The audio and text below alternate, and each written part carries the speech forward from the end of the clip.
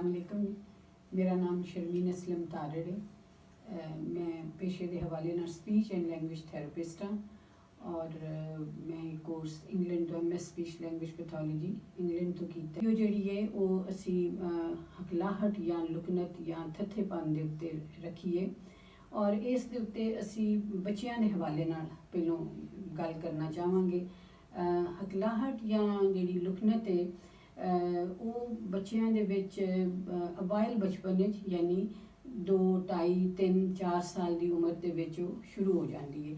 इत्थे दसना भी बड़ा जरूरी है कि हकलाहट दियां 2 किस्मां ने। एक जिहड़ी कुदरती हकलाहट है यानी कि बच्चा जिवें जिवें वड्डा हुंदा है उहदा ज़खीरा अल्फाज उहदे जुमले वधदे ने उवें उवें वो लुकनत का शिकार हुंदा जांदा है। और दूसरी वो हकलाहट है जिहड़ी कि किसी मर्ज़ की वजह तो हो सकती है, बच्चियां दे विच ज़्यादातर मौजूद नहीं होंगी, वो वड्डियां च हुंदी है जिवें फालिज के मरीज़ ने। हकलाहट दे बच्चियां दे विच शुरू होण दियां कई एक अलामात ने जिन्होंने ज़हन च रखना कि निशानियां ने उन्होंने ज़हन च रखना बड़ा जरूरी है। मसलन आम बच्चा भी कई बार जो बोलता है वो रुक जाता है, वो लफ्ज़ बार बार दोहराता है, जुमले का कोई हिस्सा बार बार दोहराता है। असी उन्होंने हकलाहट या लुकनत नहीं आखांगे, असी उन्होंने हकलाहट और लुकनत उस वक्त आखांगे जदों वो 2, 4, 5, 6 महीने तक मुसलसल जदों भी बोले वो अड़ जाए, रुक जाए, लफ्ज़ दोहरावे, जुमले का कोई हिस्सा दोहरावे, जोर लावे और नाल सानू उनके जिहड़े अंदाज ने उनदे विच सानू परेशानी और घबराहट नज़र आनी शुरू हो जाए तो फिर असी आखांगे कि बच्चा गालबन लुकनत का या हकलाहट का शिकार हो रहा है। वालदैन वास्ते बड़ी तकलीफ दी चीज़ हुंदी है क्योंकि जदों भी बच्चा बोलना चाहता है उन्हें कोलों बोलिया नहीं जा रहा। उस सूरत वालदैन बच्चे नूं कई किस्म के मशवरे भी देंदे ने, हदायत भी देंदे ने और वो बड़ी दिल नाल देंदे ने, लेकिन वो ज़रूरी नहीं कि वो बच्चे दे कम आ रही होण।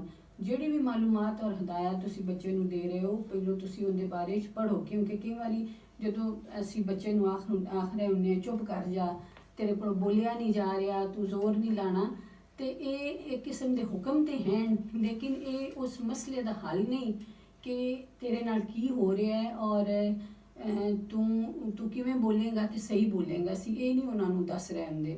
इस तो सब तो पहली वड्डी गल तो वालदैन वास्ते ये कि ना तो इस वजह तो बच्चे के बेजा रहम खाने तो ना ही उनके बेजा लाड करने ने। हकलाहट जिहड़ी है ये एक न्यूरोलॉजिकल या असाबी मर्ज़ है। जिहड़े लोग हकलांदे ने उन्हां दा दिमाग तेज़ी नाल आवाज़ां जोड़ नहीं रहा, अटक जाते हैं और ज़्यादातर लफ्ज़ की पहली आवाज़ से अटकते हैं।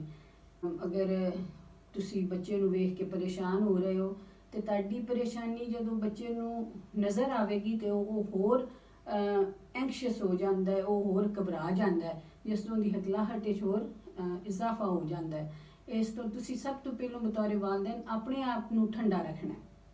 ताडे जज्बात एक जिवें अंग्रेजी आखी एक न्यूट्रल किस्म के जज्बात होने चाहिए ने, वो तुसी सब तो ज़्यादा बच्चे की मदद कर सकते हो। हकलाहट के बारे में कई एक हकीकतां ने और कई एक मिथ बने ने या कई एक मफरूजे बने ने या झूठियां कहानियां बनिया ने, जिन्हें चों कई बारी वालदैन ने आंदे ने कि हाँ जी इस एक बारी मेरे बच्चे एक दवाई पी ली सी जिंदी वजह तो उस तो बाद हकलाण लग पिया या इसनूं डांटिया गया।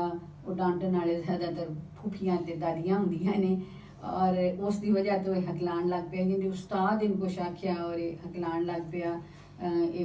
टाइफाइड इन हो गया, उस तो बाद इन लुकनत जिहड़ी है वो शुरू हो गई। ये सारियां इन्हां दा या जिस्मानी कमज़ोरी जी ये सही तरह रोटी नहीं खांदा जिस तो अड़ अड़ के बोलदा है। इन्हां सारियां चीज़ां का हकलाहट दे पैदा होने दे नाल कोई तल्लुक नहीं। हकलाहट एक असाबी मर्ज़ है, एक न्यूरोलॉजिकल प्रॉब्लम है जिंदे विच दिमाग और जुबान का आपस दे विच रब्त नहीं हुंदा, जिस तो बोलन लग्या लोग अड़ जाते हैं और जिन्नी तेज़ बोलते हैं कि मैं ना अड़ा उन्नी ज़्यादा वो हकलाना शुरू कर देंगे ने। इस हकीकत को इस तो समझना जरूरी है कि अगर असी हकलाहट दे पैदा होने के बारे उन्हां चीज़ों के उत्ते यकीन रखांगे जिंदा उन्हां दे पैदा होने नाल कोई तल्लुक नहीं, तो फिर साडा इलाज दे उत्ते भी उनका असर पवेगा। ज़ाहिर है फिर साडा इलाज एक मैडिकल बुनियाद ते या एक साइंसी बुनियाद ते नहीं होवेगा, असी टोटकियां दे उत्ते अमल करांगे, ਇਹਨੂੰ ਕਾਵਾਂ ਦੀਆਂ ਬਿੱਠਾਂ ਖਵਾਓ ਤੇ ਸਹੀ ਹੋ ਜਾਏਗਾ, ਇਹਨੂੰ ਬਦਾਮ ਖਵਾਓ ਤੇ ਸਹੀ ਹੋ ਜਾਏਗਾ। ਚਲੋ ਬਦਾਮਾਂ ਤੱਕ ਤੇ ਗੱਲ ਠੀਕ ਹੈ ਕਿ ਸ਼ਾਇਦ ਦਿਮਾਗ ਦੇ ਉੱਤੇ ਕੋਈ ਅਸਰ ਪੈਂਦਾ ਹੋਵੇ, ਲੇਕਿਨ ਉਹ ਬਹਰਹਾਲ ਹਰ ਬੱਚੇ ਦੀ ਖੁਰਾਕ ਹੀ ਅੱਛੀ ਹੋਣੀ ਚਾਹੀਦੀ ਹੈ। ਲੋਕ ਆਂਦੇ ਨੇ ਜੀ ਇਹ ਜਿਸਮਾਨੀ ਤੌਰ ਤੇ ਕਮਜ਼ੋਰ ਹੈ ਤੇ ਹਕਲਾਂਦਾ ਹੈ, ਫਿਰ ਤੇ ਗਰੀਬਾਂ ਦੇ ਸਾਰੇ ਬਾਲਾਂ ਨੂੰ ਹਕਲਾਣਾ ਚਾਹੀਦਾ ਹੈ ਔਰ ਅਮੀਰਾਂ ਦਾ ਤੇ ਕੋਈ ਬਾਲ ਹਕਲਾਵੇ ਹੀ ਨਾ। ਜਾਂ ਜੀ ਇਹ ਸਖਤੀ ਇਹਦੇ ਇਰਦ ਗਿਰਦ ਇਹਦਾ ਬਾਪ ਸਖਤ ਹੈ ਜਾਂ ਉਸਤਾਦ ਸਖਤ ਹੈ, ਫਿਰ ਤੇ ਅੱਜ ਤੋਂ 40-50 ਸਾਲ ਪਹਿਲੋਂ ਜ਼ਿਆਦਾਤਰ ਬਾਪ ਤੇ ਉਸਤਾਦ ਸਖਤ ਸਨ, ਉਦੋਂ ਤੇ ਸਾਰੀ ਦੁਨੀਆ ਹੀ ਥੱਥੀ ਹੁੰਦੀ। ਹਕਲਾਹਟ ਦੀ ਲਿਹਾਜ਼ਾ ਹਕਲਾਹਟ ਦੇ ਪੈਦਾ ਹੋਣ ਦੀ ਹਕੀਕਤ ਨੂੰ ਜ਼ਿਹਨ ਵਿੱਚ ਰੱਖਣਾ ਬੜਾ ਜ਼ਰੂਰੀ ਹੈ ਔਰ ਉਸ ਦੇ ਮੁਤਾਬਕ ਫਿਰ ਆਪਣੇ ਰਵੱਈਏ ਜਿਹੜੇ ਨੇ ਉਹਨਾਂ ਨੂੰ ਬਦਲਣ ਦੀ ਜ਼ਰੂਰਤ। ਹਕਲਾਹਟ ਦਾ ਜ਼ਹਾਨਤ ਦੇ ਨਾਲ ਕੋਈ ਤਾਲੁਕ ਨਹੀਂ। ਇਹ ਸਮਝਦੇ ਨੇ ਕਿ ਸ਼ਾਇਦ ਜਿਹੜਾ ਬੱਚਾ ਥੱਥਾ ਹੈ ਜਾਂ ਹਕਲਾ ਰਿਹਾ ਹੈ ਉਹ ਜ਼ਹੀਨ ਘੱਟ ਹੈ ਜਾਂ ਉਹ ਹਕਲਾਹਟ ਦੀ ਵਜ੍ਹਾ ਤੋਂ ਪੜ੍ਹਾਈ ਵਿੱਚ ਕਮਜ਼ੋਰ ਹੈ। ਹਕਲਾਹਟ ਦਾ ਇਹਦਾ ਆਪਸ ਵਿੱਚ ਕੋਈ ਤਾਲੁਕ ਨਹੀਂ। ਇਹ ਸਿਰਫ ਤੁਸੀਂ ਸਮਝੋ ਕਿ ਰਵਾਨੀ ਵਿੱਚ ਬੋਲਦਾ ਹੈ, ਬਹਾਓ ਵਿੱਚ ਬੋਲਦਾ ਹੈ ਔਰ ਜਿਹੜੇ ਲੋਕ ਅੜ ਰਹੇ ਹੁੰਦੇ ਨੇ ਉਹਨਾਂ ਦਾ ਉਹ ਬਹਾਓ ਨਹੀਂ ਹੁੰਦਾ ਜਿਹੜਾ ਕਿ ਜ਼ਿਆਦਾਤਰ ਇਰਦ ਗਿਰਦ ਦੇ ਲੋਕਾਂ ਦਾ ਹੁੰਦਾ ਹੈ।